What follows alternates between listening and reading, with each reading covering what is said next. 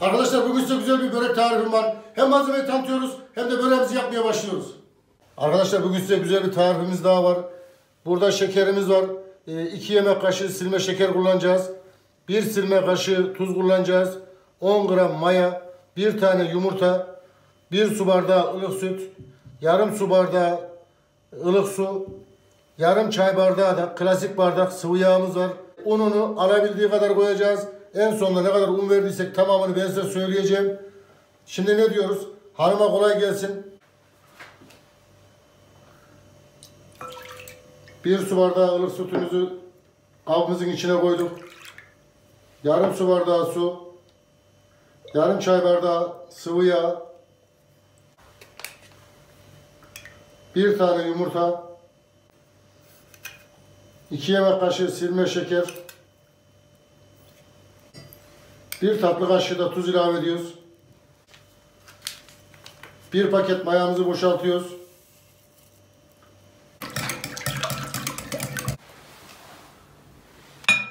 Arkadaşlar alabildiği kadar un vereceğiz. Hamurun kıvamı unun özüne göre değişir. 5 su bardağı un ilave ettik. Şimdi bir yoğuracağız. Hamurumuzun kıvamına bakacağız. Daha önce de söylediğim gibi alabildiği kadar un ilave edeceğiz. Hamurun kıvamına bakıyoruz. Yarım bardağa yakın un daha ilave ettik. Ortalama 5,5 su bardağı olacak. Tamamını, tam ölçüsünü hamur yoğurduktan sonra söyleyeceğim. Arkadaşlar başlarken de söylediğimiz gibi tam 5,5 su bardağı un yedi. 1 yemek kaşığı fazla, 1 yemek kaşığı eksik olur.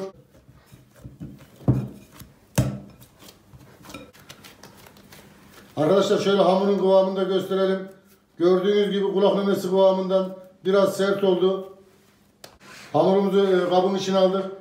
Kapağını kapatacağız. Ortalama 45 dakika bunu bir dinlendireceğiz, mayalandıracağız. Arkadaşlar hamurumuz mayaya geldi. Ortalama 50 dakika oldu. Yağını ocağa koyduk. Şimdi hamur açma işlemine başlıyoruz. Hamur matının üstüne az bir un serpiyoruz. Tabi hamur matı diyor diye hamur matı şart değil. Masamızın üstüne diyelim. Yoksa masanın üstüne. Tezgahın üstüne.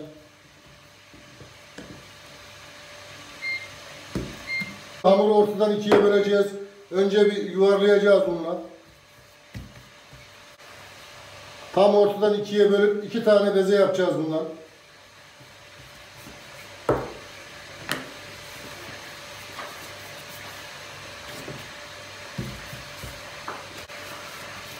Hemen içine doğru kıvıra kıvıra hamurumuzu bir ne yapıyoruz? Beze haline getiriyoruz. Hava kabarcıklarını da görüyorsunuz nasıl kabarıyor. Tabii ki onlar biraz sonra bize daha çok lazım. Arkadaşlar bu verdiğimiz ölçüler size fazla gelirse ne yaparsınız? Malzeme listesini tam yarı yarıya düşürerek aynı yemeği yapabilirsiniz. Diyelim ki evde 2 kişisiniz. Fazla geldi. Hepsini yapmak zorunda değilsiniz. Buzluğa hamuru koyursunuz. İstediğiniz zaman çıkartıp kullanırsınız. Üzerine de bir un serptik. Şöyle güzelce bir hamur açacağız. Aynı yufka hamuru gibi açacağız. Biraz kalın olacak tabii açtığımız hamur. Tekrar yine söyleyeyim. Bu işi ilk defa yapanlar, hiç hamur yapmayı bilmeyenler bile yapabilir. Önce merdane kullanın. Daha sonra oklava kullanın. Ben yapamam diye kesinlikle içinizde en ufak bir şüphe olmasın. Ha ne olur? Biraz eğri doğru olur. Sonunda yine size yiyeceğiniz çok güzel bir yemek çıkar. Hem de eliniz alışmış olur.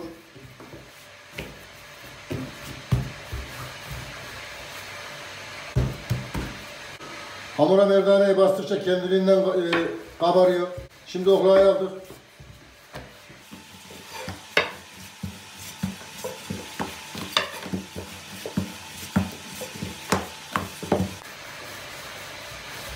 Arkadaşlar ilk seferinde bir un serptik. Ondan sonra bir daha un kullanmadık. Fazla hamurumuzu una boğmayacağız. Biz hamuru açtıkça o kabarmaya devam ediyor.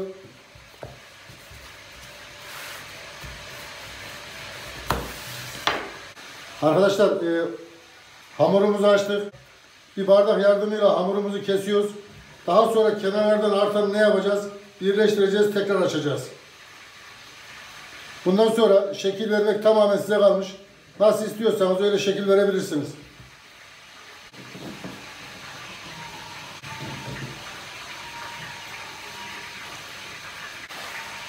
Bir kısmını da ufak bardakla keseceğiz. Dediğim gibi ölçüler tamamen size kalmış.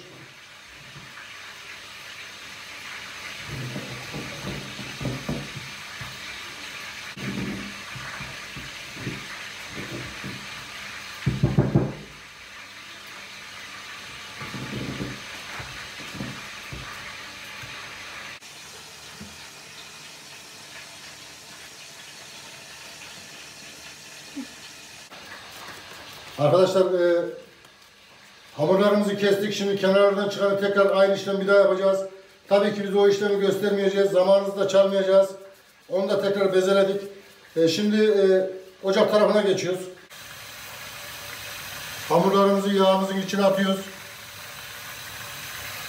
Hamuru attığımız gibi çevirmemiz gerekiyor. Yoksa pişilerimiz istediğimiz gibi kabarmaz.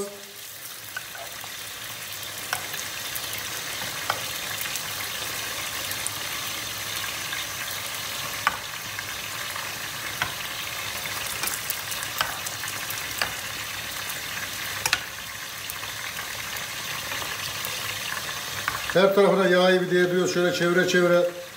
Balon gibi olduğu için tabii istediğin gibi durmuyor.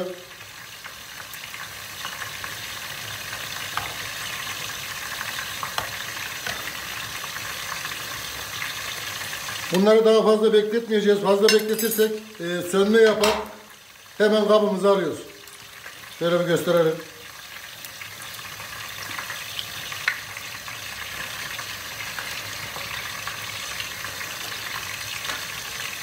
Son hamurlarımızı da gösteriyoruz. Hemen sıcak yağ atıyoruz. Attığımız gibi hemen çeviriyoruz. Çevirmezsek istediğimiz gibi olmaz. Bekletmeyeceğiz arkadaşlar. Sıcak yağda çevire çevire pişireceğiz. Yoksa çok alabuz kalır. Görüyor musunuz? Hemen ne oldu? Balon gibi oldu.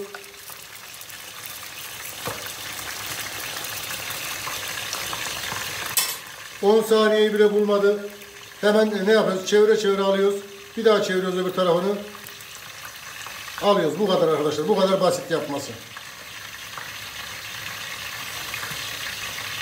Arkadaşlar şöyle pişileri gösterelim. Bir tanesinin içini bir açalım. Görüyor musunuz? Sayfamda 1500'ün üzerinde yemek tarihi var. Yerli, yabancı hiç fark etmez. Ahmet Şef'i mutfağa yazın. Aradığınız yemeğin ismini yazın. Her türlü yemek karşınıza gördünüz. İnşallah hayırlı öğretici video olmuştur. Videoları beğenip yorum yapmayı unutmayın. Abone olmayı unutmayın. Ne diyoruz? Kim yapar? Ahmet Şef yapar. Siz isteyin.